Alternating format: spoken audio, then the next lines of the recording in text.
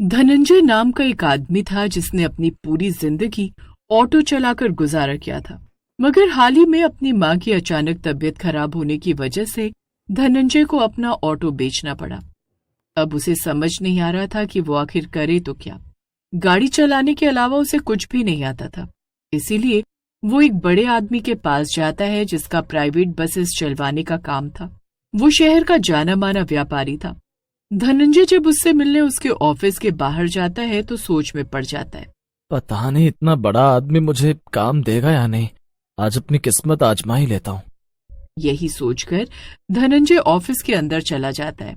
उसकी फटीचर हालत देखकर सेठ किशोर कहता है, अरे तुम कौन हो और यहाँ क्या कर रहे हो? मैं एक ऑटो ड्राइवर हूँ सर, और आपसे काम मांगने आया हूँ। अरे तो मैं क्या करूँ? तुम्हें मालूम नहीं क्या कि मैं बसें चलवाता हूँ, ऑटो नहीं। अरे साहब, आप बस मुझे काम दीजिए। बस चलाना तो मैं 2 दिन में सीख जाऊंगा पक्का। देखो भाई, वैसे तो अभी मेरे पास सभी बसों के लिए ड्राइवर हैं, मगर एक पुरानी बस है जिसकी हालत ज्यादा ठीक नहीं है। अगर तुम उसकी जिम्मेदारी ले लो और उसे ठीक ठाक करवा कर चलाने लगो तो कैसा रहेगा? धनंजय की ऐसी बात सुनकर किशोर कुछ सोच में पड़ जाता है और फिर थोड़ा सोचकर वो कहता है, ठीक है, आपका बहुत बहुत शुक्रिया सर। मगर पहले मेरे एक दूसरे खास ड्राइवर मोती से बस चलाने की ट्रेनिंग ले लो, और तब तक मैं वो पुरानी बस की मरम्मत करवा दूंगा। जी जी सर, बिल्कुल। किशोर ड्राइवर मोती को वहां बुलवा लेता है और फिर मोती धनंजय को अपने साथ वहां ले जाता है जहां बाकी सभी बसें खड़ी थीं। क्या भाई साहब ने तुम्हें काम कैसे दे दिया? अभी तो ड्राइवर लोग बहुत है। वो उन्होंने कहा मुझे किसी पुरानी बस की जिम्मेदारी देंगे। क्या? कौन सी पुरानी बस? वो कह रहे थे कोई पुरानी बस है जिसकी हालत ठीक नहीं।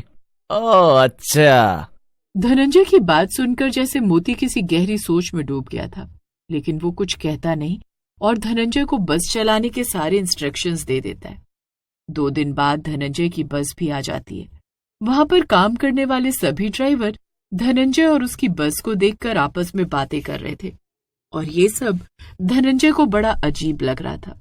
तभी वहां किशोर आ जाता है और धनंजय से कहता है, देखो धनंजय, इस बस को लेकर यहाँ थोड़ी अफवाहें फैली हुई हैं, तो तुम उन पर ज्यादा ध्यान मत देना। क्या? कैसी अफवाहें सर? अरे फालतू बकवास है। आज से तुम्हारा काम है इस बस को चलाना। महीने के मैं तुम्हें 20,000 दूंगा। धनंजय चौंक जाता है क्योंकि किशोर उसे बाकी ड्राइवरों से ज्यादा पैसे दे रहा था, लेकिन फिर उसे अपनी मां की याद आती है जो अस्पताल में एडमिट थी और उसे इन पैसों की जरूरत थी। इसलिए वो अपना मुंह बंद रखना ही सही समझता है। आगे किशोर उसे समझा देता है कि ये बस धनंजय को किस रूट पर चलानी थी। सब समझने के बाद धनंजय बस में जाकर बैठ जाता है और उसे चलाने लगता है। सबसे पहले वो अपने पहले बस स्टॉप पर पहुंचता है। शाम का वक्त था और बस अभी पूरी खाली थी। बस स्टॉप पर एक भी आदमी नहीं था। तो इस स्टॉप पर मुझे 20 मिनट इंतजार करना है, शायद कोई चढ़ेगा। इतना कहकर धनंजय किसी के आने का इंतजार करने लगता है। 10 मिनट बीत जाते हैं और कोई नहीं चढ़ता। धनंजय बार बार मुड़कर दरवाजे की तरफ देख रहा था। धीरे धीरे समय बीत जाता है। बस स्टॉप से चलने का टाइम आ जाता है, लेकिन तभी अचानक से धनंजय की नजर शीशे पर पड़ती है और उसे सबसे पीछे वाली सीट पर एक लड़की बैठी दिखाई देती है। वो पीछे मुड़कर देखता है। अरे ये कब आई? मैंने ध्यान क्यों नहीं दिया? खैर कोई नहीं, अच्छा है कम से कम एक आदमी तो आया। यही सोचकर धनंजय गाड़ी चला देता है। बीच बीच में उसका ध्यान बार बार पीछे वाली सीट पर जा रहा था। सबसे पीछे बैठे होने की वजह से उसे उस लड़की का चेहरा साफ नजर नहीं आ रहा था। वो कभी सामने देखता तो कभी शीशे में उसे। पता नहीं क्यों मगर धनंजय को थोड़ी बेचैनी होने लगी थी और जब वो फिर शीशे में देखता है तो चौंक जाता है, क्योंकि अब लड़की आखिरी नहीं बल्कि आखिर से एक सीट आगे बैठी हुई थी और इस बार वो लड़की धनंजय की तरफ ही देख रही थी। उसकी हिम्मत नहीं होती कि वो पीछे मुड़कर देखे, लेकिन उसे कुछ अजीब सा महसूस होता है, जैसे उसकी गर्दन के पास ही कोई सांस ले रहा हो। वो एक बार फिर से शीशे में देखता है और इस बार जो उसने देखा, उसके हाथ पैर ठंडे पड़ गए। शीशे में अब लड़की सबसे आगे वाली सीट पर थी और धनंजय को वो साफ नजर आ रही थी। उसकी आंखें बिल्कुल सफेद थी, जैसे उनमें कोई पुतली ही ना हो, और वो एकटक धनंजय की तरफ ही देख रही थी। धनंजय हिम्मत करके पीछे मुड़कर देखता है, लेकिन जब वो मुड़कर देखता है तो सीट एकदम खाली थी और वो लड़की अभी भी आखिरी सीट पर बैठकर शीशे की तरफ। धनंजय का सर घूमने लगता है। वो फिर से आगे शीशे में देखता है और इस बार लड़की आगे बैठी थी और उसे देखकर मुस्कुरा रही थी। उसकी हंसी ऐसी थी कि धनंजय चाह कर भी भूल नहीं सकता था। धनंजय को समझ नहीं आ रहा था कि वो क्या करे। उसका आधा ध्यान रास्ते पर था क्योंकि अगला स्टॉप आने में अभी थोड़ी देर थी। अचानक से बस के अंदर ठंड बढ़ने लगती है और पीछे खिड़कियां अपने आप खड़खड़ाने लगती हैं। बाहर का मौसम भी बदलने लगता है और घने बादल छा जाते हैं। ऐसा लगने लगता है मानो दिन में रात हो गई हो। तभी धनंजय को बस के पिछले हिस्से से ठक ठक ठक आवाज सुनाई देती है, जैसे चलती बस में कोई नंगे पांव फर्श पर चल रहा हो। वो शीशे में देखता है तो पीछे कोई नहीं था, मगर वो लड़की अभी भी धनंजय की तरफ देखकर मुस्कुरा रही थी। धनंजय का पैर एक्सीलेटर से हट ही नहीं रहा था। वो हिम्मत करके उससे पूछता है, कौन हो तुम? टिकट ले लो। लेकिन वो लड़की कुछ नहीं बोलती। तभी अचानक धनंजय का फोन बजता है। वो एक हाथ से जेब से फोन निकालता है और उठाकर बोलता है, हेलो, ये आवाज क्यों नहीं आ रही?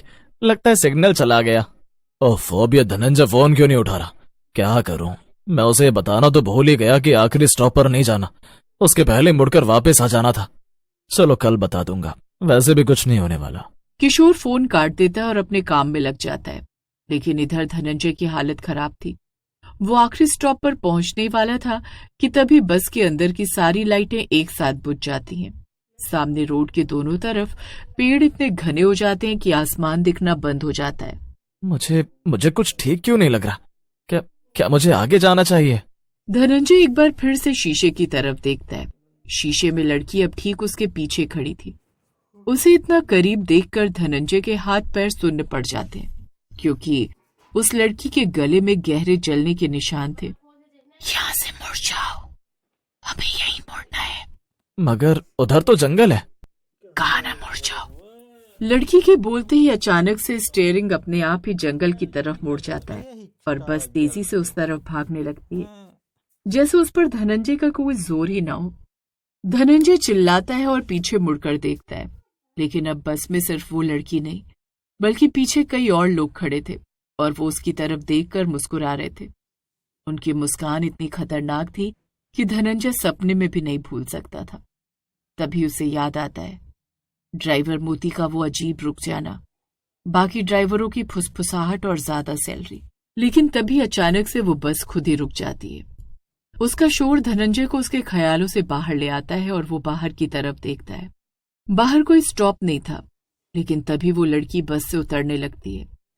लेकिन उतरते वक्त वो पीछे मुड़कर धनंजय की तरफ देखती है और फिर मुस्कुराते हुए कहती है, तुम्हारा शुक्रिया, यही मेरा स्टॉप है। धनंजय देखता है कि एक एक करके सभी लोग वहां उतरने लगते हैं।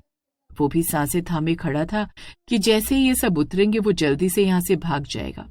आखिर में एक बूढ़ी औरत वो हंसते हुए बस से उतरती है, मगर उतरने से पहले वो धनंजय की तरफ देखती है और डरावनी आवाज में कहती है, वो तुझे बताना भूल गए, जो इस बस को चलाता है वापस नहीं जाता। इतना कहकर वो भी उतर जाती है। अचानक से स्टीयरिंग व्हील फिर से घूमने लगता है और बस अपने आप जंगल में चलने लगती है। कुछ दिनों बाद वही बस फिर से किशोर के डिपो में खड़ी थी, उसी हालत में।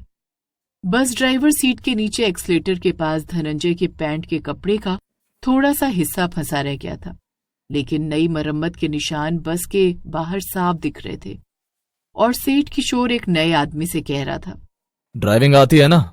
हाँ साहब, आती है। ठीक है, फिर ये एक पुरानी बस है, चलाओगे तो ज्यादा पैसे दे दूंगा। बस उस बस पर खर्चा बहुत किया है मैंने,